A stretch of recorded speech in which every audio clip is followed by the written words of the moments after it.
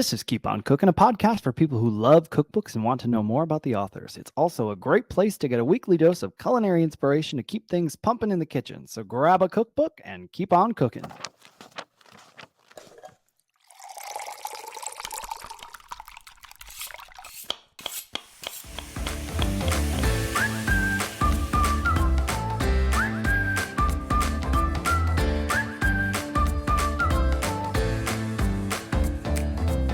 I'm Dustin Harder, and this is Keep On Cooking.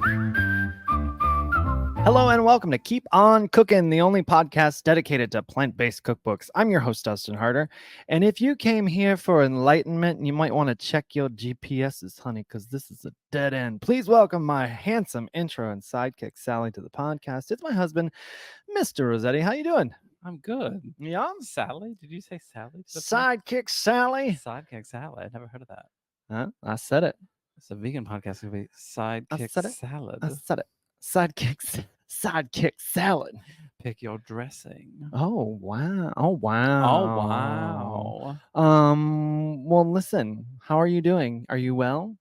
I am well. Great. Busy. We just had some pancakes. We did. We just had some pancakes. It was delicious. That's what we made. We made it out of a great time to say this. Made it out of Chandra's brunch book. Look at that. Listen, I got all squirrely this morning being like, I want pancakes. And we almost went to the diner that has vegan pancakes. And I was like, but we have, why do that? Literally like, everything. And I had kind of like a meltdown about, and like, that's just my life these days, everybody. It's just meltdown after meltdown. Most of the time it's internal. David just looks at me and he's like, you all right? And I'm like, nope. Anyway, moving on. But I looked and I kept peeling through all the cookbooks that I have, and I was just not satisfied with the pancake situation. Yeah. And I went to so my tried and trues are either from Chloe's Kitchen or Issa's brunch book, and that's because they're like, in the brunch book, Issa's got like options for pancakes, but she also has it's called the perfect pancake, and it's delicious. My thing with all the other books is and it's great that people are being like expansive and creative, but I'm like, I just want a basic pancake, yo. Right. I just got this book a publisher sent me called The Ultimate Vegan Breakfast, and I was like, well, clearly this is gonna have like 6 pancakes in it. It had one pancake, and it was a poppy seed pancake. I'm not mad at it. Yeah, it's just like not what I wanted in the moment. I wanted a pancake, and I thought, there's gonna be definite variations here because it's the ultimate breakfast vegan cookbook. But alas. Interesting. Well, listen, we got some new books coming out. We got the Vegan Bread Machine Cookbooks, blended plant-based and dairy-free vegan breads by Shane Martin. You might remember he was on the podcast with his other bread book. So that book is coming out November 19th. Listen, leave behind the expensive store-bought vegan breads and discover the incredible flavors and aromas of nutritious plant-based breads you can make quickly at home in your bread machine. Now, listen, if you don't have a bread machine, great tip from the queen of Scrappy herself on Plant U, Carly Bodrug. She bought one at a thrift store. Oh, sure. Yeah, secondhand. And she's like, I paid like pennies for it, and here I am making bread in a machine. Because I remember when those things were popular. Yeah. Every week. I mean, we had one at our home. Did you? Yeah. We didn't have one. I guess that would have been like maybe the late 90s. Well, so now 2000s. I wonder if your mom still has it, because if she does, then we'll make bread the next time we're there with our new Shane Martin book. Yeah, they might still have it. But that has 65 recipes in this volume, everybody. Range from family-friendly everyday sandwich loaves such as whole wheat, white oat bran, and sourdough to elegant European-style breads like Italian ciabatta and focaccia and French boulets. You know how I say focaccia. It's focaccia. It's focaccia. In addition to the feast of delectable recipes, Shane includes lots of expert tips on how to get the best performance from your bread machine, especially when working with vegan ingredients. So with this book in hand, you will never be happier that you own a bread machine, and you will find a lifetime of delicious ideas for incredibly healthy and easy to make plant-based breads. And right after that release on November 30th, the Happy Pair 20 Recipes and Learnings from the First 20 Years. So that they're setting themselves for the next 20 years. For the 40 years. They're setting it up. So David Flynn and Stephen Flynn, aka the Happy Pair, need no introduction. Known and loved for their hearty yet healthy dishes, big flavors, delicious food, and incredible sense of community, they have been bringing joy through their good food for 20 years. And now they're going to talk about it. Now the nation's favorite healthy chefs are back with their essential collection of versatile and comforting plant-based recipes to help you feel great and clock up easy wins in the kitchen. The book is inspired by the dishes that are most requested in the cafe and the food that they and their kids actually eat at home. Comforting plant-based recipes designed for healthy home cooking and flavorful, nutritious meals. So get your pre-order in for that. It is releasing on November 30th. If you love that Happy Pair duo, this book will go great in your collection. I love the Happy Pair guys. David and Stephen, first of all, so sweet, and so handsome. They are actually confirmed they're going to be guests on the podcast to talk about this very book, The Happy Pair. Who knows? Maybe we will have released the episode by the time this one plays. If we did, there you go. Double trouble. Go pre-order the book. That's your sign. Well, fun fact, since we've got a restaurateur as a guest today. So Isa Chandra Moskowitz is here, and I thought we would dig around for a fun fact about vegan restaurants. So where was the first vegan restaurant was my question. The first vegan restaurant is often considered to be the Garden of Vegan, which opened in 1980 in London, England. This establishment marked a significant shift in the culinary landscape by focusing exclusively on plant-based cuisine. However, it's worth noting that other vegetarian and plant-based eateries existed before it, but the Garden of Vegan is recognized for its commitment to a fully vegan menu. Yeah, another early contender is The Lotus. These names kill me. The Lotus, which opened in very 1970 in New York City and served vegetarian dishes, gradually evolving into a more vegan-friendly menu over time. That is right. So that's a fun one. That's a fun fact. That's a fun fact. I'm enjoying these fun facts at the top. Me too. Getting a little inspo and information and a little history. That's what we're here for. Really, it's a history lesson.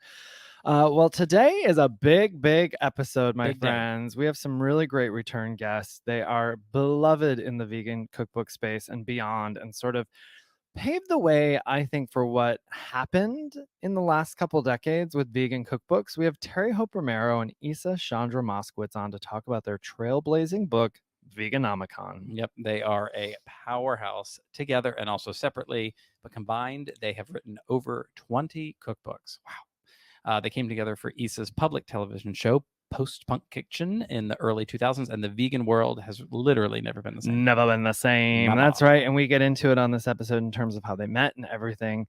This book has been so popular, and it really started this influx of vegan cookbook writing. There were obviously books before this. So I don't sit here going, oh my gosh, they're the OGs. There were obviously books before this, but they were sort of those kind of books that were like quick to paperback with minimal photos and stuff. And this is a sturdy book with lots of foolproof recipes that were tirelessly tested. And the range of food in here is accessible, but also higher end.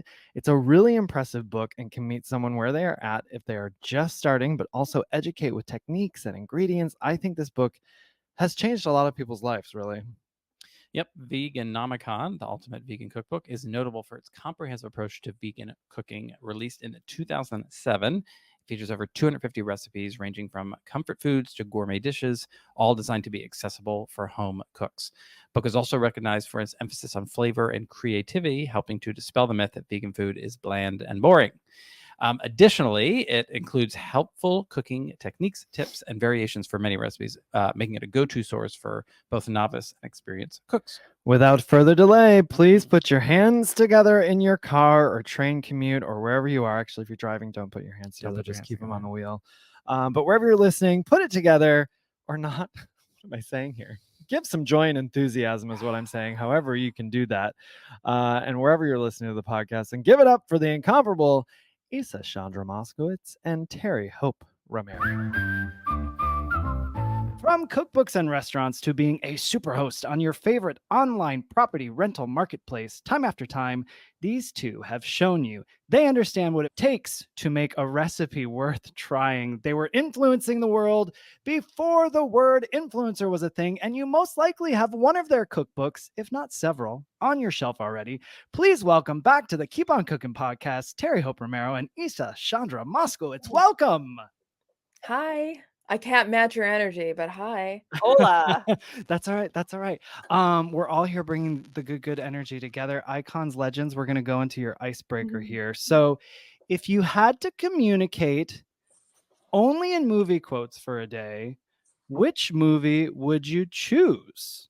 Anyone want to take that first? This is not an icebreaker. This is a brain breaker. Conversation ender. I'm going to say Grease too, but then I'm going to feel a lot of pressure. Oh my gosh. You might have just changed my answer. Wow. Wait, you have an answer? Okay, I have one too. Conan the Barbarian. Oh my gosh. These are great. Which I already feel like I speak that way half the day anyway. Usually get me at the end of the day when I don't have a brain left. But yeah. Heard. These are really great. You know, I went to a watch along for Grease 2 about a year ago, and I was like, I can't believe someone's doing this. This is amazing. And they were like, everybody sing along, quote the movie. And someone literally turned around halfway through and they were like, you really know this movie too well, dude. And I was like, sorry about it. I don't feel bad about it. I thought it was a safe space. I need you to have come to my 50th birthday party where we rented out a movie theater and watched it. And oh my God. I feel I would have annoyed everyone though, clearly. No, that's what it was all about. Oh, that's amazing. And then I went to this vocal lesson. I just remembered this too, like 3 weeks ago here in Chicago, where I'm at now. And I was getting to know the instructor, and we were going to decide if I was going to do this band thing. And she was like, if you were at karaoke, what would you sing right now? And I was like, Cool Rider from Grease 2, obviously. Okay. And she like pulled it up, and I was like, great, let's do Cool Rider. It was amazing. I loved it. It's hard. It's harder than you'd think. It is. It is harder than you think. I got 3/4 of the way through and I was like, I don't feel really great about this choice. But if I were going to do one, I have a tie here. It's either Romeo and Michelle or Barbara and Star Go to Vista Del Mar. So that's the quotes I would live in there. All great answers. Well, we have 2 return guests today to chat about their groundbreaking, best-selling cookbook, Veganomicon, the ultimate vegan cookbook. If you go back to episode 8, you can hear Terry's episode, and episode 38 is Isa's episode. So please go back and check both of those episodes out, where you can listen to us take a deep dive into the history a bit for each of our guests. Today, since I have both of you here, I'm curious, when did the 2 of you first meet, and at what point did it sort of blossom into this friendship and writing partnership that produced several very, very popular cookbooks? Oy vey. I don't know anymore. Do you want me to take a stab at it? What are your vague memories? My vague memories, my gosh, had to have been somewhere in like kind of the mid 90s. Does that sound right?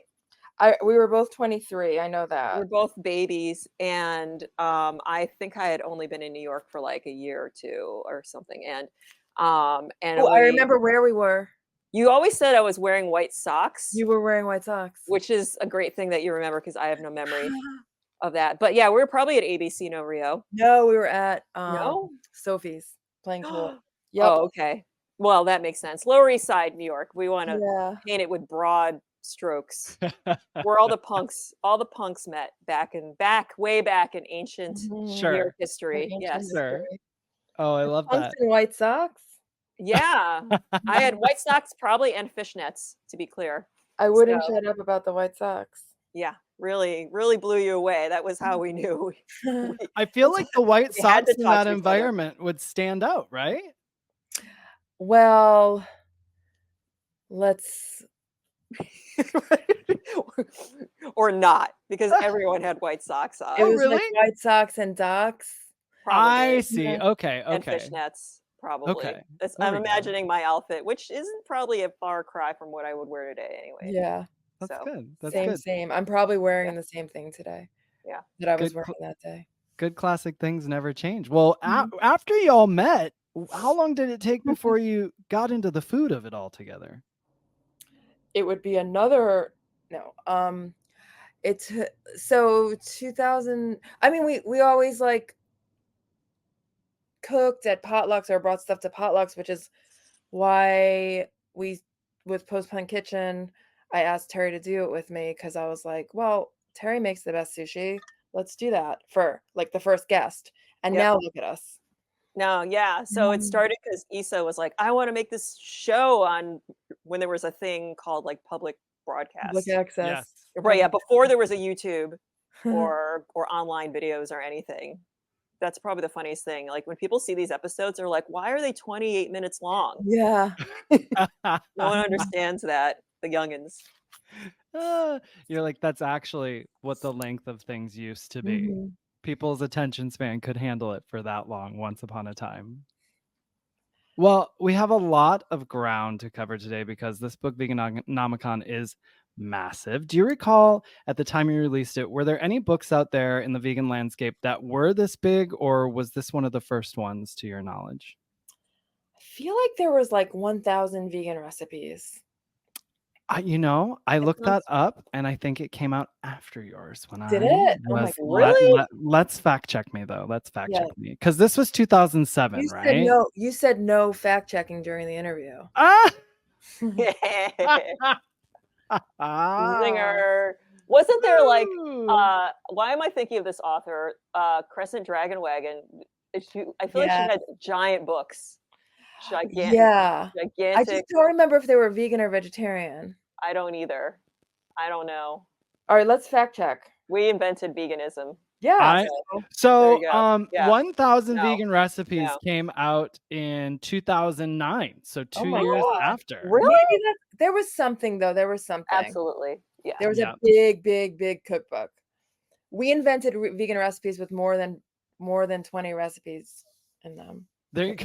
There you go. At the time you wrote this, from what I could find, you had written Vegan Cupcakes Take Over the World together. So how did the idea for this book come about? Was it something you all came up with together, or was the publisher looking for something like this? I think together. So I had written Vegan with a Vengeance, and then we wrote, and that was solo. Terry did a couple of recipes, and then we did cupcakes together, and that went well.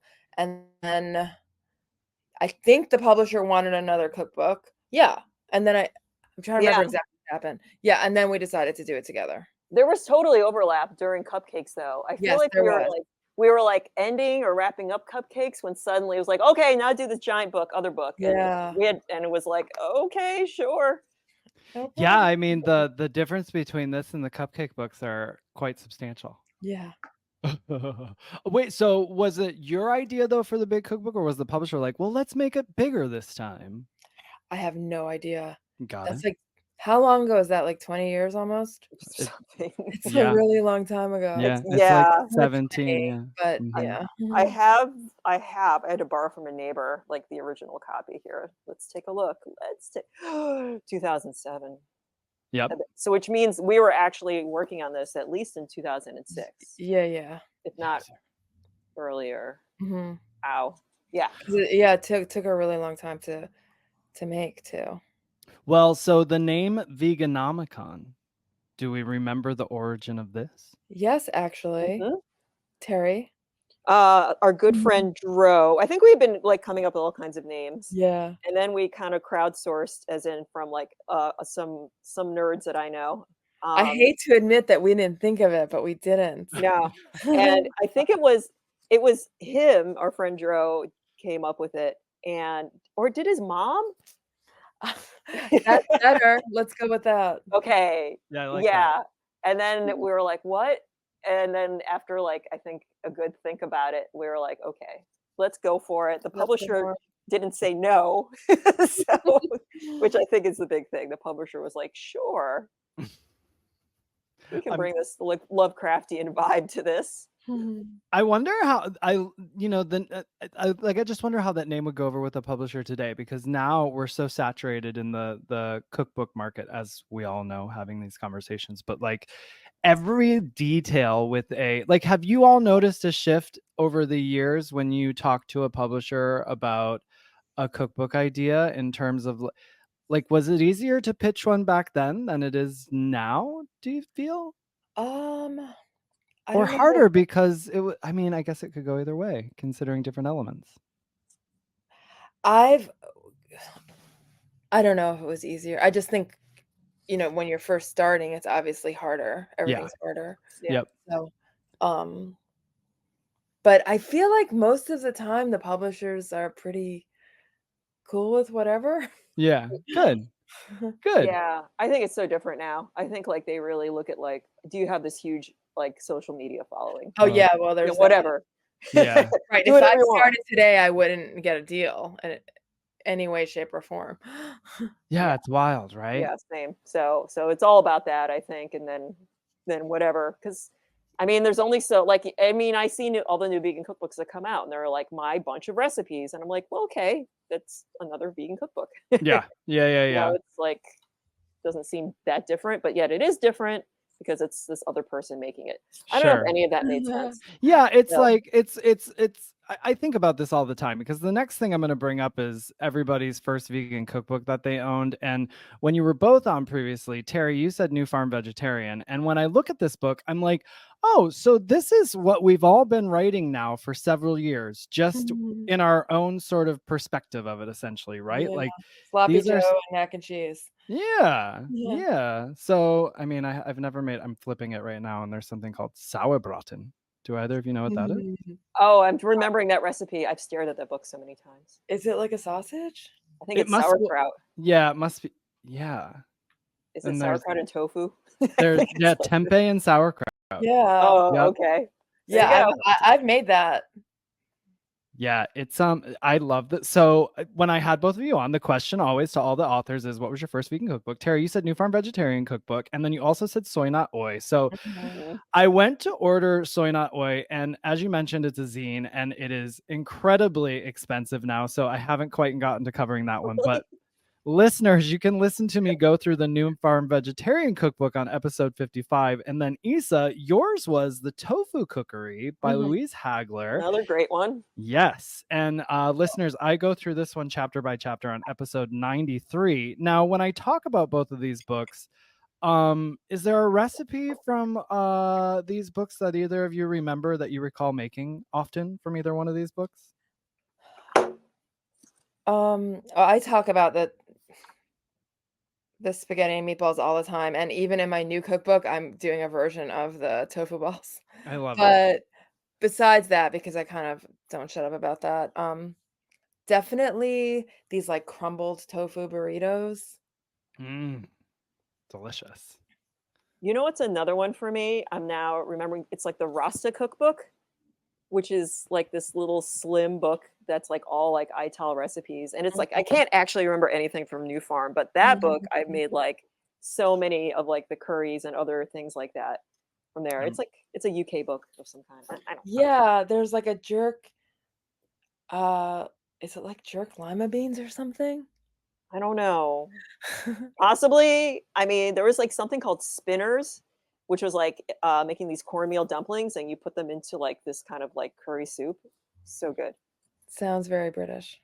And sounds delicious. Yeah, it does sound British. I wrote that down because, as you can see, we're all listening, and I'm covering the things that's my favorite thing when authors say these books, and I'm like, wait, I haven't heard of it, and then I get it, and I'm like, okay, let's tell the world more about it. So thank you. You are schooling the listeners. You're letting them into the library. You're welcome. Speaking of the library, let's get into it. So I'm going off of my copy of Veganomicon, which is an original first edition. So this was gifted to me by my pal, Rachel Spadero, and I think she gave this to me back in 2012. So, which, by the way, Isa, Terry, this was one of my first vegan cookbooks.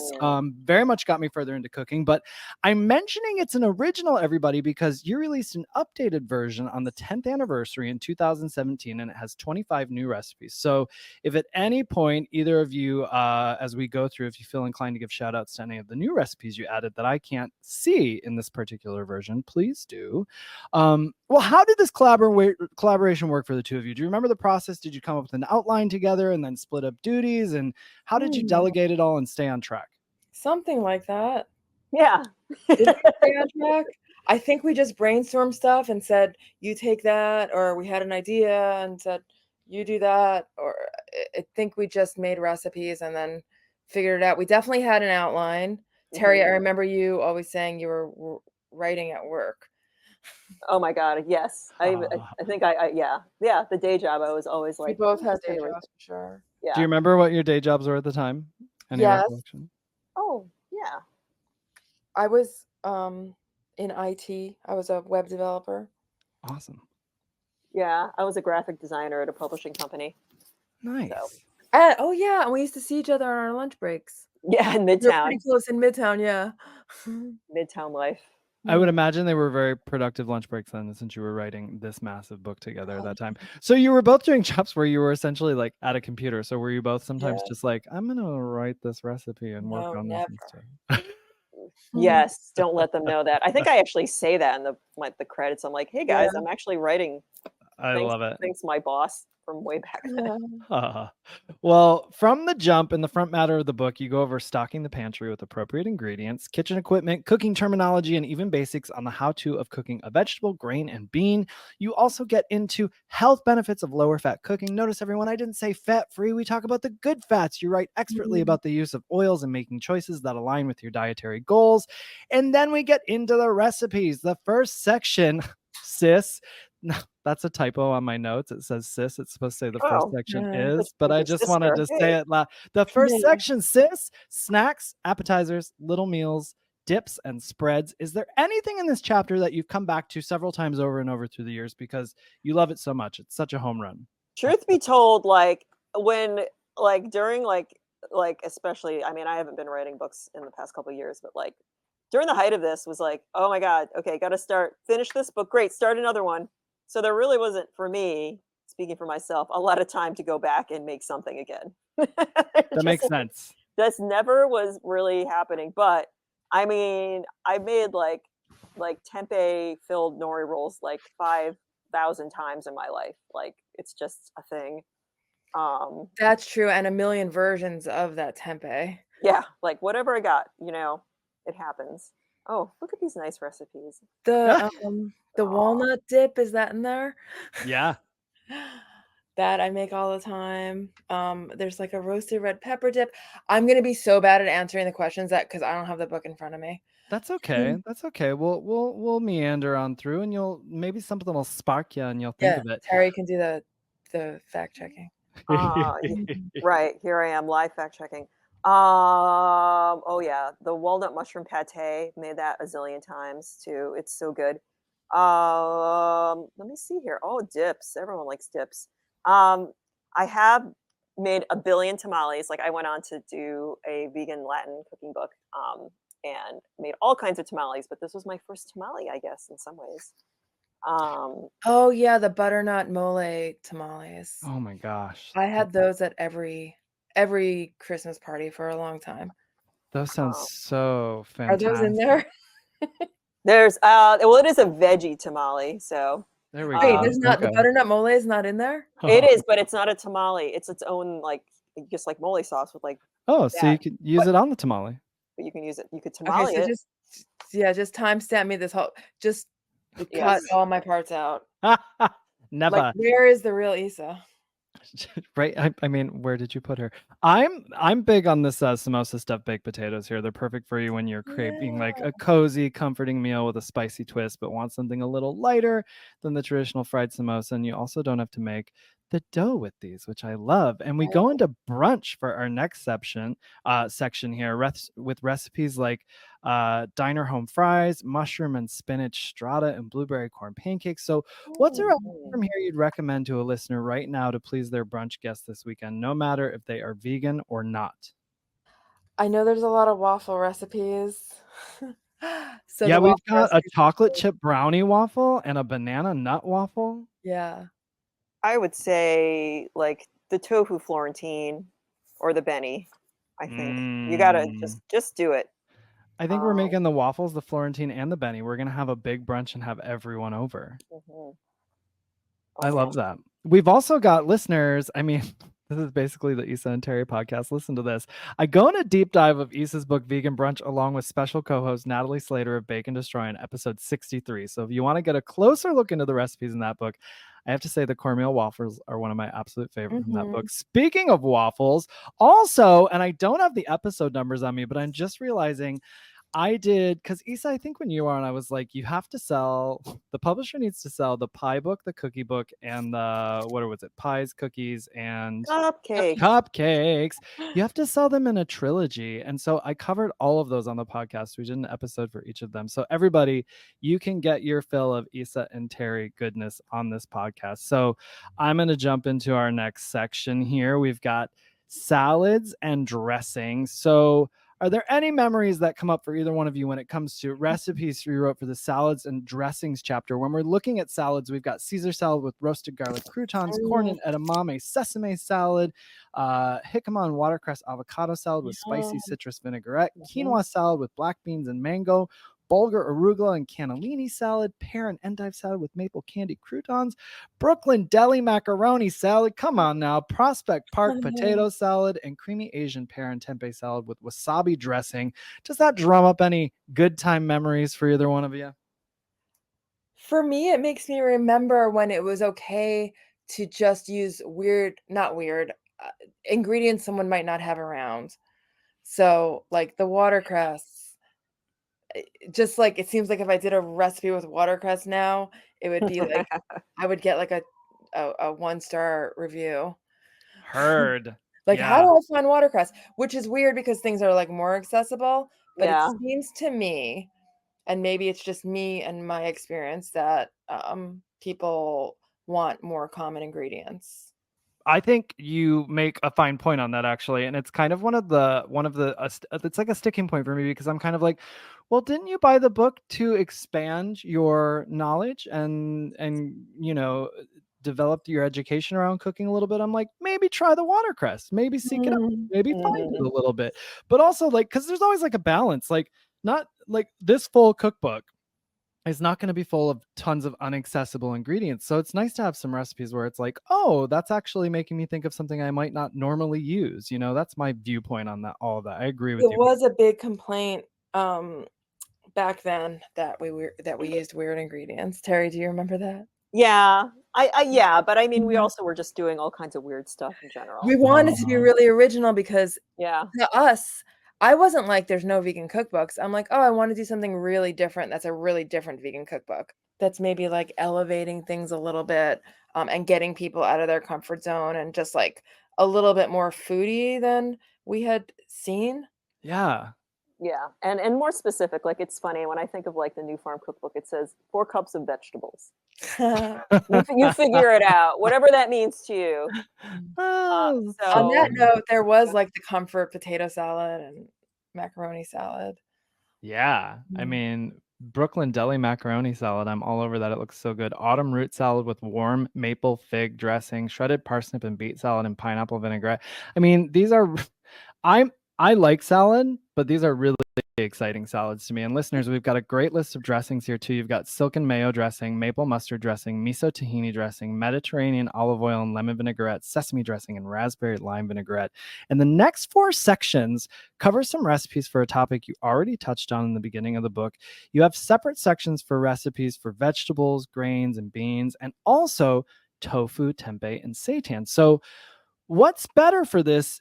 For everyone in the book is you make it a point to say you can mix and match all of these, really to sort of make the perfect plate. So Issa, this question might be hard for you right now, but maybe I'll list some and maybe it'll jog your memory. Because think about this. If you were to mix and match from these 4 sections, what plate would you make? What does that look like for you? And if you can't pick just one, you can double up from sections. But to name a few, in vegetables, we've got sauteed collards, baby bok choy with crispy shallots and sesame seeds, sauteed spinach and tomatoes, herbs, scallop potatoes, lemony roasted potatoes, rutabaga puree, and easy stir-fried leafy greens. From grains, we've got broccoli polenta, soft poppy seed polenta, chickpea quinoa pilaf, tomato couscous with capers, Mexican millet, and messy rice.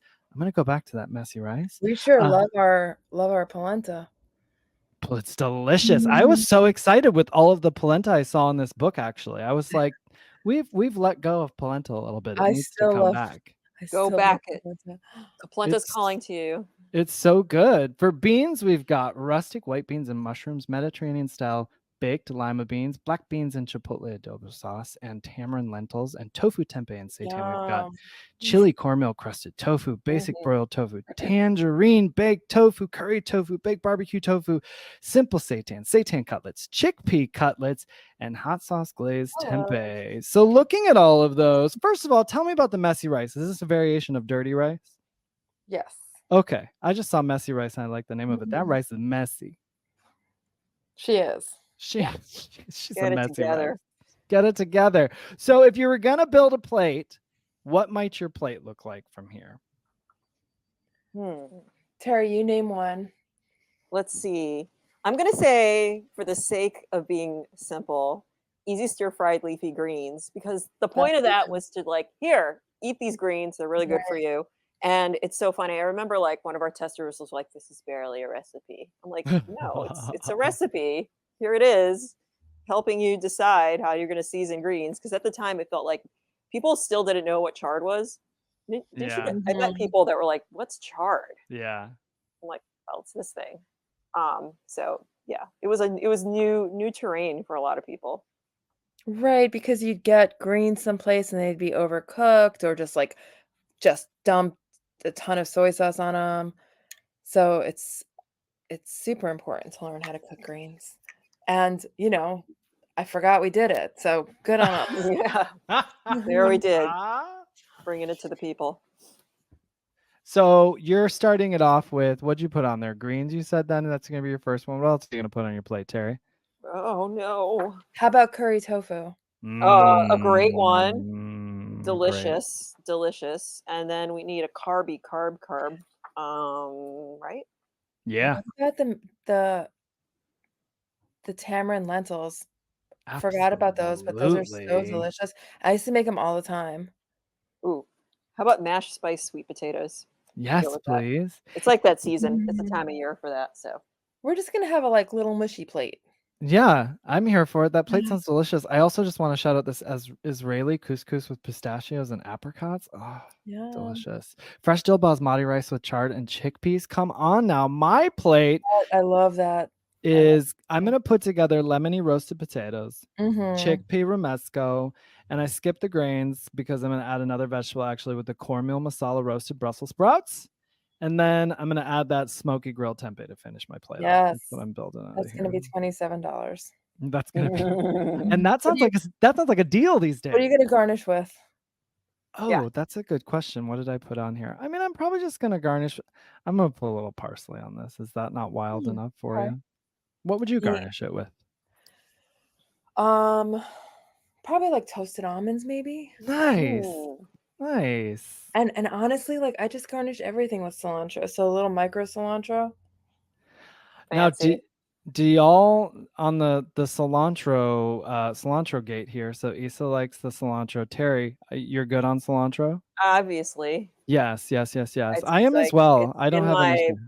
I grew up with cilantro. It's my seasoning of my people. So. Yeah, that's why I was like, I feel like the answer is yes, but you never know because I don't have time for cilantro haters. Yeah. I don't either. I'm my next cookbook.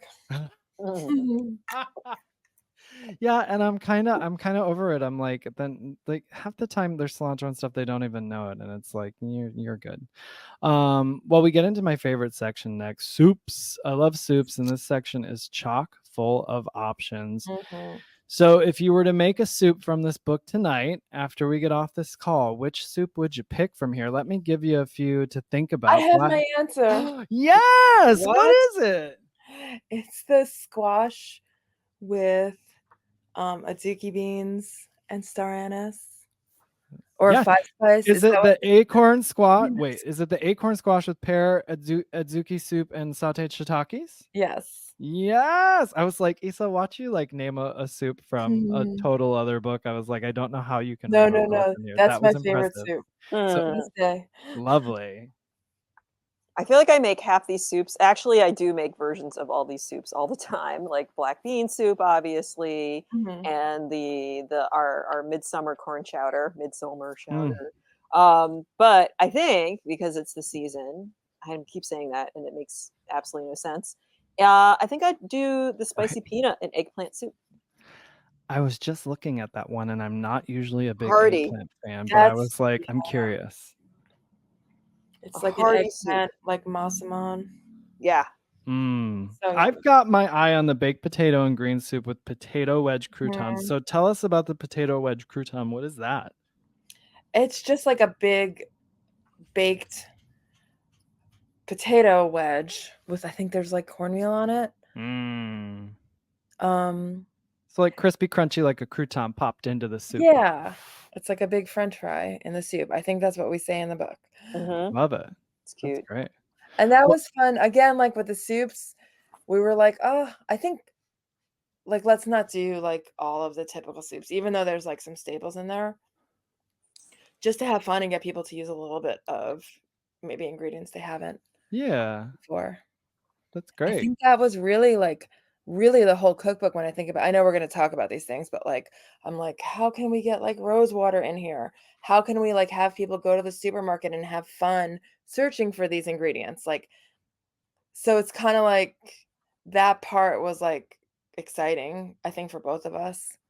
Like, because we liked going to the markets and looking for things. Yeah. Yeah, pretty much a hobby It's nonstop. definitely a this day. cookbook for people who like to cook. Does that sound weird? Matt, no, I think that's great. Did y'all ever go when you were writing this? Did you pretty much test recipes like separately in your own homes, or did you ever have like testing nights where you were like trying things and testing things, tasting things together? I feel like it was a little of both, but mostly separate. Mostly separate because we didn't live anywhere near each 'Cause, other. yeah, Terry was in Queens and I was in Brooklyn, and we all know that LL Cool J song. Yeah. And also, it takes forever to get anywhere in New York, so just forget about it. Might as well. You got to work it. You got to work like basically. We were working remotely before. Yeah. You also invented that. We did remote working. Yeah. Look at you. Yeah. When my husband and I first started dating, I lived in Washington Heights and he was in Queens, and he still to this day is like, we were basically having like a long distance relationship. Yes, and I'm like, and we LDR. survived it. Look at us. And then he eventually got me to move to Queens. Well, when we're looking at these soups, they go from mild to wild, really. You got chickpea noodle soup, porcini wild rice soup, double pea soup with roasted red peppers, French lentil soup with tarragon and thyme, homemade vegetable broth even in here for people who want to make their own vegetable broth, broccoli potato soup with fresh herbs, ancho chili lentil soup with grilled pineapple, and hot and sour soup with wood ears and Napa cabbage. Just so many yummy things in here. Even a simple creamy tomato soup, everybody. They got you covered. Smoky red peppers and beans gumbo. Next is our casseroles chapter. Now, where are you both originally from? Because casseroles to me are traditionally linked to the Midwest. And from what I understand, Issa, I think NYC born and raised. And Terry, am I often saying Connecticut, or is that correct? Yeah, but I mean, I left. Grew up in New York, right? I basically, came of age in New York City. How did casseroles pop into your world then, and then land in this book? I think for me, I grew up with them, even though, I mean, in Brooklyn, I know like it's a Midwestern thing, but like if you look at the types of casseroles, I mean, it's like shepherd's pie and like some like kugel, which is like a Jewish casserole. Lasagna, I think, is in there. And then I don't feel like the casseroles are Midwestern. No, me neither. I didn't grow up with anything like that, but I think we were like, okay, what actually constitutes a casserole? And we were like, if it's in a pan and you put it in the oven, it's a casserole. Right. And it was still asking that question. What is a casserole? Because I don't understand this Midwestern casserole concept, but I mean, to me, it's like, well, enchiladas are in a casserole. Like a spinach pie is like in a casserole dish. Like if you can, and pot pie things, So I think it was a little bit of our catch-all, right? Like our whole like, you put it in an oven and it's big and hearty. Let's call it a casserole. I think that section came about after we had developed a bunch of recipes that were in a pan, right? Yeah. A bunch of recipes that went into the oven. Absolutely. It was definitely like how do you... Is this a main? Is this a pasta? What is this? Right. It's in it. Yeah. And then we just decided, again, it was weirdly like, okay, We are now deciding what casserole. So we invented casseroles too. Yep. What didn't we do? It's funny because like that's how like every cookbook I've done since then, that kind of taught me that you kind of write the recipes and then the sections are gonna start doing their own things Sure. and come together and take on a life of their own. Yeah, that makes sense. And actually, your clarification on the casseroles makes tons of sense, because when you look at the Midwest variations, you're looking at hot dish, which is like, let's toss some, like a can of, cream of celery with tater tots and a bag of cheese in a baking dish and bake it off. Everyone from the Midwest is going to kill me, but y'all know that it's true. And then this is more elevated. This has some worldly flair to it. You got some awesome stuff in here. Mole skillet pie with greens. I'm so into that already. I want it. Potato and kale enchiladas with roasted chile sauce. Kasha filo pie. Tempeh shepherdess pie. Eggplant rolantini with spinach and toasted pine nuts, sweet potato pear and pecans with raisins, southwestern corn pudding, caramelized onion butternut roast with chestnuts, asparagus quiche with tomatoes and tarragon, and spinach noodle kugel. So many great things. And our next section here is one pot meals and stovetop specialties. So looking at this list of recipes, I'm curious. So we've got things like satanic red and white bean jambalaya here, leek and bean cassoulet with biscuits, seitan piccata with olives and green beans, pineapple quechua, cashew quinoa stir fry, kabocha udon winter stew, plantain and pinto stew with parsnip chips, pumpkin sag, red lentil cauliflower curry. When we're looking at this list and talking about this list, are there things from this section that you've seen over the years that have become popular from the book with the home cook?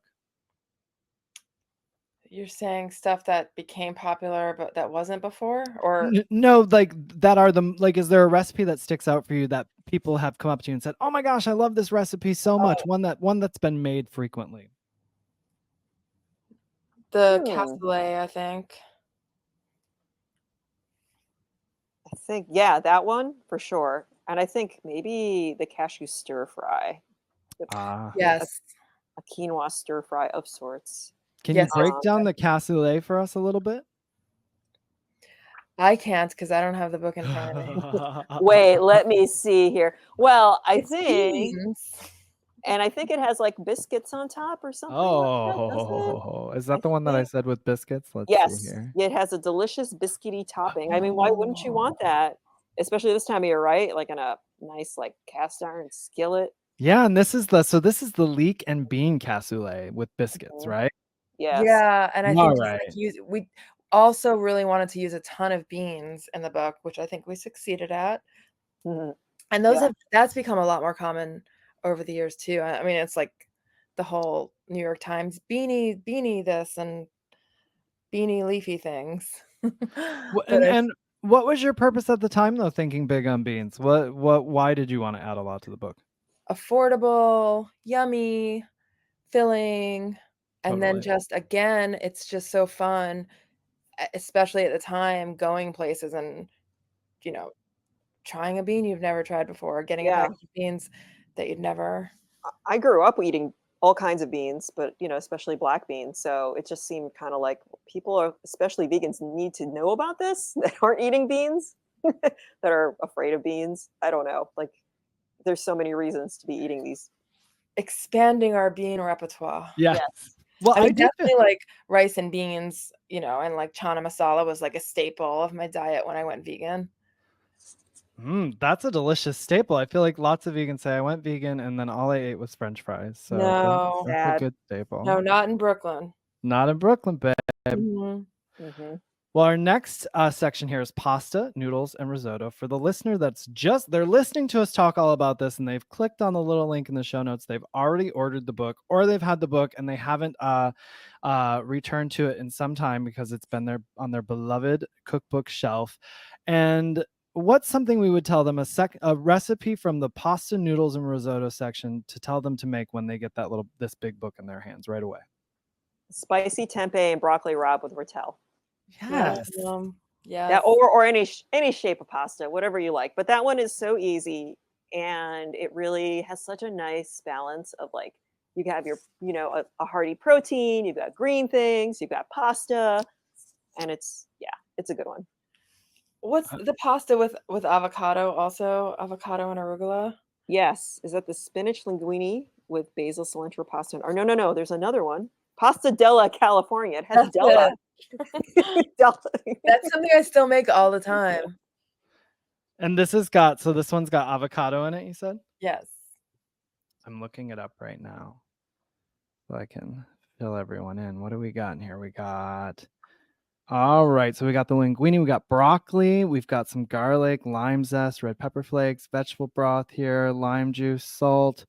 Got the avocados here, we got arugula in here. So many yummy, delicious things packed into there. Nutritious things, I would say, too. And still making it to this day. That's good to hear. We got spaghetti and bean balls in here. The penne vodka, pumpkin baked ziti with caramelized onions and sage, crumb topping. We got the Mac Daddy. Is that a version of macaroni and cheese, perhaps? You know what else I'm thinking of as you're reading these is that for people that this is before we discovered cashews. So like it's not a cashew cream heavy book. So for people with cashew allergies, I think this is a really good choice.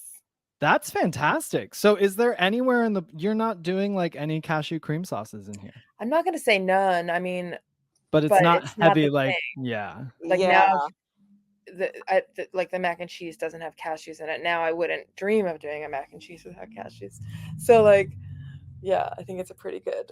Well, now I'm curious to go in and make this Mac Daddy. Yeah, it's very, very 90s tasting. I love it. I love myself a 90s vegan mac and cheese tasting. It makes me very happy. And a little mustard. Yes. And tofu.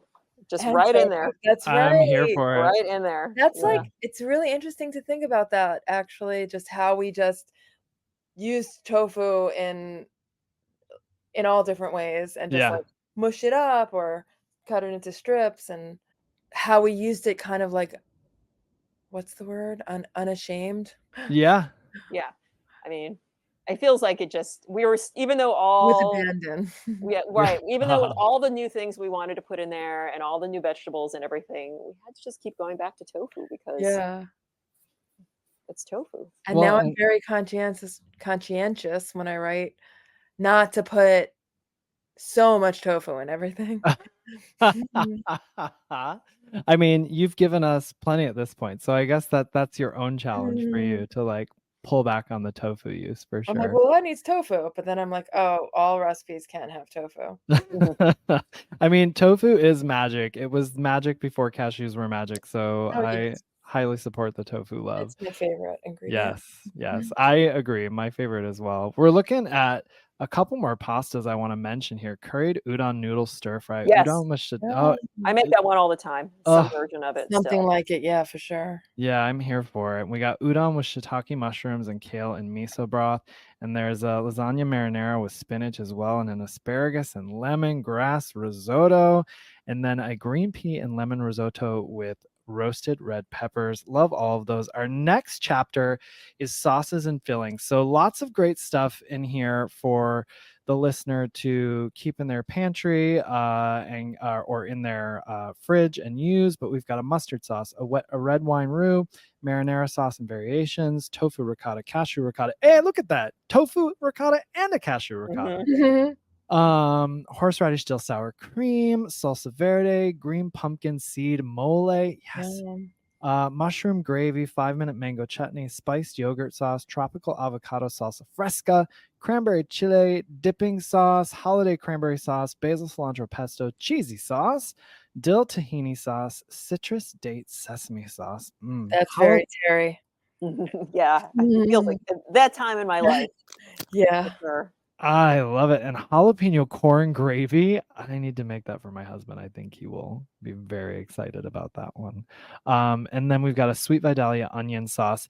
When I list all of these sauces, are there any that for me, like when I usually end up putting a sauce in a book, it's like something that I've used, that I actually find like multi-purpose, or that I'm like, oh yeah, I'm going to make like my mushroom gravy again for this thing and this thing, or just make it, on a weeknight or whatever.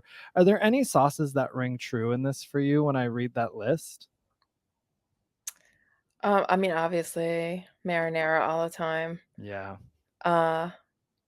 It's interesting to think about a sauce section because I don't think I would necessarily do something like that now, or I haven't since. I feel like it's very chefy. This is like the chefy section. Make a sauce and then you're done. Yeah. Um, Well, because it creates such a good base for stuff, or to like, I like just having sauces to like drizzle on stuff. It's like the perfect, like, let's do it. It's done. Yeah, sauce is the best. I think the pumpkin seed mole is something that like I've kind of forgotten about, but that's something I used to bring to every single potluck in some form. Like I think it goes in the book. It goes with the cornmeal crusted tofu. Delicious. Yeah. Shout out to the mustard sauce. Oh That yes. is a fantastic thing when like not only for the chickpea cutlets, but like any kind of roasted veg. I've made like memory versions of it. Like, oh, I think this is how this goes because it's just great. And like I said, the tahini citrus thing. That's so Terry. Like I hadn't necessarily done a tahini citrus thing before that. I love that. Is the citrus date sesame sauce there? Yes. Yeah. I love all of that together. So good. So sauces and fillings for days for everybody. That's the chefy section. Now we're going to get into the bakery section with cookies and bars. It's taking us into the home stretch here. So if I had to pick one from here that I had to have right now, and it's going to be such a like basic choice, but the lemon bars, I just can't resist a good lemon bar. And I know these are going to be so tasty and luscious and delicious. So if you had to pick one item from cookies and bars chapter that you could have magically appear in front of you right now to enjoy, which recipe would that be, do you think? The anise cookies. Biscotti. I used to make biscotti all the time, and now I'm realizing I haven't made it in forever. But I feel like that just goes with everything. It's like my perfect kind of cookie. The orange chocolate chip biscotti. Is that in there? It's another kind. I know. Well, you were very close with the first one. There's an almond anise biscotti, which is like a basic biscotti, and then a chocolate hazelnut. Okay. You gotta have variety. Timestamp. Yep. What's the other one you said though, Isa? You said orange what? There's it's like the koala noses, I think, has the anise in it. Anise seed. I think it's like one with a fig. You say a fig smush anise almond. Fig smush, there we go. Yeah, like who does anise almond fig? Like we were really trying to be fun, but I love those cookies, and that's like a flavor that I don't think is used often enough. Sounds good. We've got Terry's favorite almond cookie too. So what's your favorite about it? Why do you love it? Because it's the perfect cookie. I don't know. I think at that time I was really obsessed with the idea of making like a perfect like Chinese style almond cookie, and I made it, and then it was so good. And I think I used it in this book for like an ice cream sandwich too. Nice. Like it's like a perfect like flat cookie that you can make a nice little sandwich with. Perfect. Yeah. Well, and then we mentioned rosewater earlier, so some honorable mention to this pistachio rosewater cookies. We've got chewy chocolate raspberry cookies, wheat-free chocolate chip cookies, peanut ginger sesame cookies, chewy oatmeal raisin cookies, fudgy wudgy blueberry brownies, and apple peanut butter caramel bars going into dessert because I can't ever get enough sweets at all. So I'm thrilled to have a couple sweet sections in here. Looking at desserts, we've got tea poached pears and chocolate sauce, strawberry rosewater cobbler with lemon, poppy seed pastry, berry coconut crisp, strawberry plum crisp, mango pear pendouti, banana chocolate chip bread pudding, caramel apple spice cupcakes, jelly donut cupcakes, vanilla yogurt pound cake, pumpkin crumb cake with pecan streusel. Now, have you learned over the years, same question that I asked for another section in here, is there something that's the most popular that people have told you over and over from the dessert section, something that they've made the most that you've heard from people? I think the bread pudding. I think, Isa, I've heard a lot of people talk about the bundt cake, the coconut lemon cake for sure, and the smlov pie. Oh my God! Yes. Yeah, tell me about that. Legendary. I was going to ask you about that. Smlov pie. That was like me trying to be Southern. So it's like a really chocolatey base. It has like a simple, it's like I don't want to get it wrong, but it has pecans and like is it peanut butter caramel on it? Sure is. Exactly that. Yeah. Nailed it. Yeah. And it's so, I mean, I don't think I had ever been to the South at that point, but that's what I was going for. Just like I would get like Taste of Home magazine and be like, you know, I have to combine every single like rich, strong flavor together. I was gonna say so decadent probably, but Yeah. so yummy, I bet too. And you close this chapter out here with some basics for everybody too. So you've got a crumb crust vanilla ice cream, basic single pastry crust, and a Nutella. Love that. And you do the home cook a solid when you're closing out the book here, and you do it with menu suggestions based on cuisine from an Indian menu to Mediterranean and down home comfort to picnic style. There is something for everyone. And that, my friends, is Veganomicon, the ultimate vegan cookbook by Terry Hope Romero and Chandra Moskowitz. Now listen, what's your book brag for both of you? Something that you're most proud of when it comes to this book? I'm really proud that we did it. I'm trying to think of it's the same word I was timestamp. That we did it with such abandon and we kind of had no fear and just went in and tried, didn't really have expectations. And, you know, we were just two girls sitting in their cubicles and we wrote, you know, what some might say is the greatest vegan cookbook of all time. Yeah. Yeah, I think that's awesome, Isa. I would say like also that's perfect. And we had no idea. Like it's funny. I think I've had people over the years say like, so how did you learn how to write cookbooks? Did you go like take classes or like what? We just did it. Yeah, just write a cookbook. Okay. Sure. Oh, I love it. That's so great. Well, the greatest cookbook written of all time, Veganomicon, the ultimate vegan cookbook. Thank you both for being here. Are you ready for your rapid fire round of questions? Let's do it. No. Well, you have support this time around, Terry. So okay. I mean, it's gonna happen. Yeah. And listen, you can shout the answers out. They're pretty simple. Here we go. And pizza or pasta? Oh, come on. Pizza. Pasta. Pancakes or waffles? Pancakes. Waffles. Texting or calling? Calling. Oh, texting. Don't call me. This is why we work together. Yeah. Yeah. Beach or mountains? Mountains. Yeah, mountains. I miss the beach though. We can come together. Yes, we agree finally. Come together in the mountains. Yeah. And make some love pie. Yes. Hot sauce or barbecue sauce? Hot sauce. Hot sauce. And favorite day of the week? Friday. You know, Thursday. All right. Just to be different. Okay. Yeah. And books or movies? Movies. TBH. I think I want to be a book person, but lately exactly. I can only just watch things. Yeah. Show it to me. Same for me.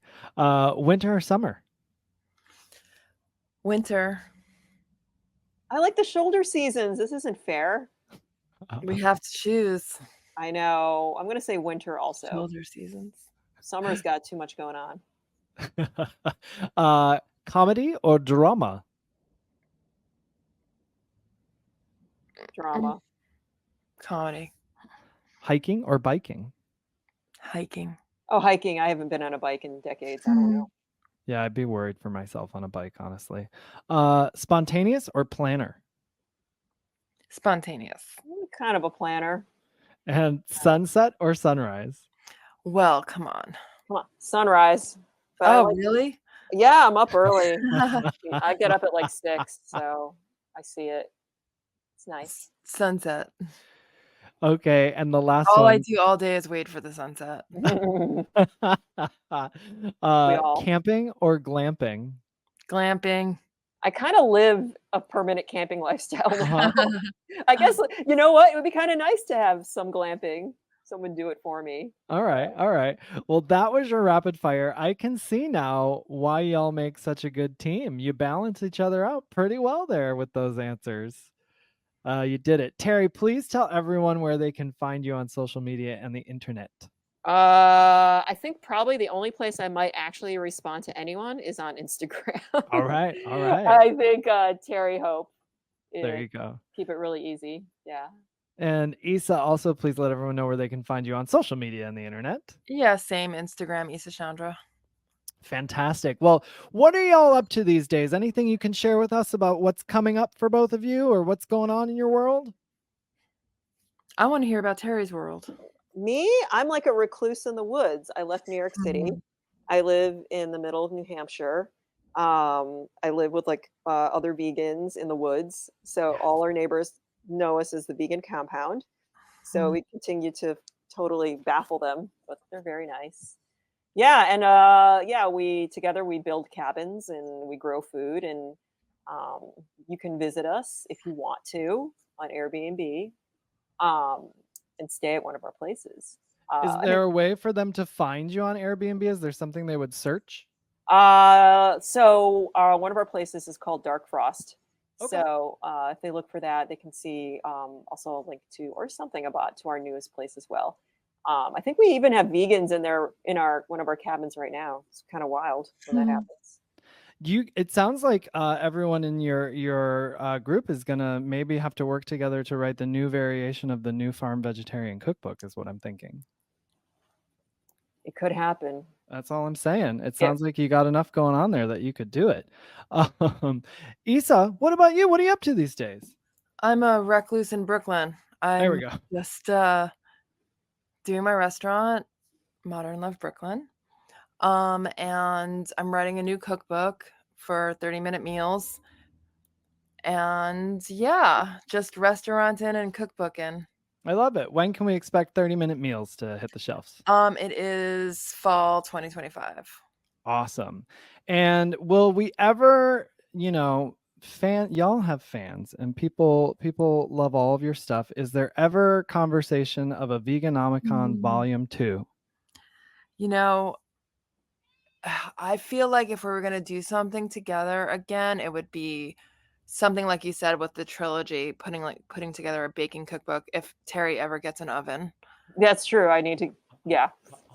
I'm not off grid, but definitely I don't actually have, I make, my whole life is in a toaster oven. It can't all be s'mores. I see. I think I saw that you made bagels. I guess you just need fire for that. You don't need to bake the bagels. Oh yeah. Oh, no, you do need to bake the bagels. What am I do. Yeah, no, we actually built this crazy rocket stove type oven out of bricks, and I make bagels because there's no bagels where I live.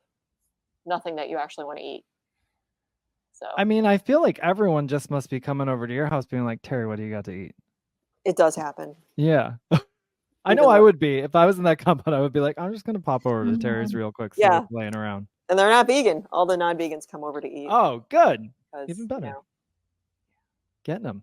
Well, I appreciate you both being here so much. Listeners, be sure to get your hands on a copy of the greatest vegan cookbook of all time, Veganomicon, everywhere books are sold. It's a good old-fashioned, all-purpose cookbook that you can't go on living without 1 second longer if you don't have it yet already. And if you do, maybe you need to get yourself that 10th anniversary edition with those new recipes in it, okay? So thank you both so much for being here. Always a pleasure to catch up with both of you, and I just really appreciate you both taking the time. Thank you so much, Dustin. Let's fire up that watercress. Yeah. Thank you so much for listening. We'd be so grateful if you would rate, review, and subscribe wherever you're listening to this podcast. It really does help us. Yes, thank you so much. And don't forget to check out keeponcookin.com for all of the latest in recipes and Keep On Cookin' updates. This has been a Muzzy Cat production.